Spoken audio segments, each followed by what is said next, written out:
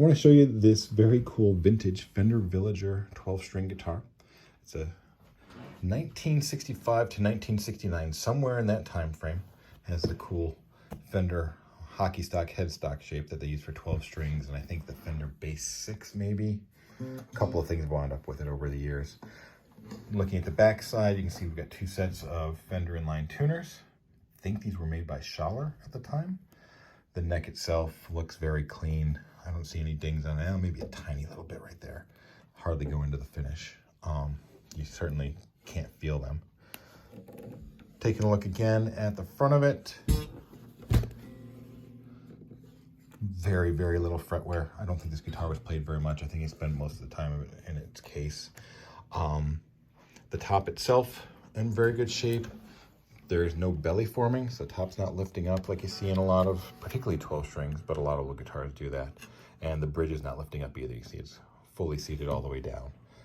Now, one of the things that keeps this guitar in such good condition is this unique construction. There's probably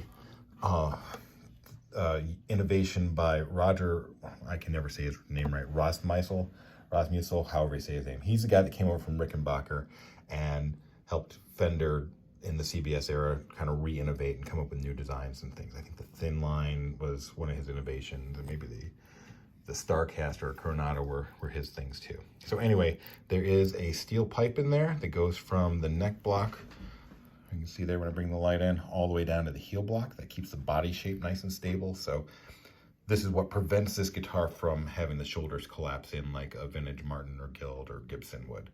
You know, a set neck guitar without that, of course, would need a neck reset. This one won't because it's got that pipe. It does also have a functional truss rod in the end. Truss rod is fully working and the neck is straight.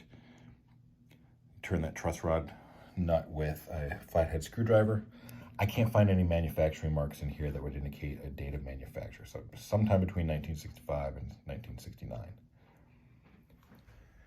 Okay, the top itself, we can shine the light around and maybe see. So there are lots of cracks in the finish. It's a poly something. I don't know if it's polyester or polyurethane. So this doesn't check the way lacquer would, and this is what Fender was using on all their guitars at the time. So got a couple of good sized ones. There are two cracks I want to point out that look like one right here and one right here that look like they do go into the wood, and actually probably the wood cracked and went through to the finish. They are stable though. Right now it's in a humidified space. It's just over 40% humidity. It has been in lower humidity environments though, and I didn't notice it opening. So these cracks have not been repaired. They're not reinforced on the backside. And honestly, right now, I don't think I'd recommend it unless they do open up. There's not much to be gained to reinforcing those right now.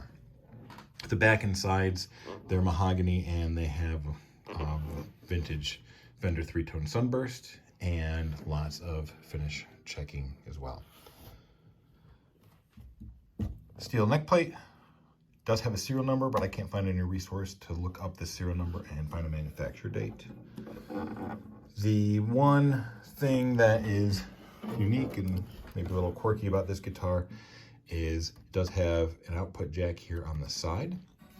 I've played it sitting down and don't really notice it. You probably would if you had a jack sticking out of it though, or a cable plug sticking out of it. And it's there just because you can't put an end pin jack on this because that steel pipe goes all the way to the back there, so it would be in the way of an end pin jack. So the piezo pickup under the saddle does work, and sends signal to the amp. It's totally passive, so there's no battery, and it sounds fine. Okay. The case it's in is not the original case. It's a Roadrunner case that actually I'm sure was used for another guitar because the case shows a lot more wear than the guitar does. It's in fine functional condition. The case latches all work. There's no corrosion on them. The hinges are all in fine condition. But as you can see, the case has been used quite a bit. Some scuffs, some little tears in the Tolex.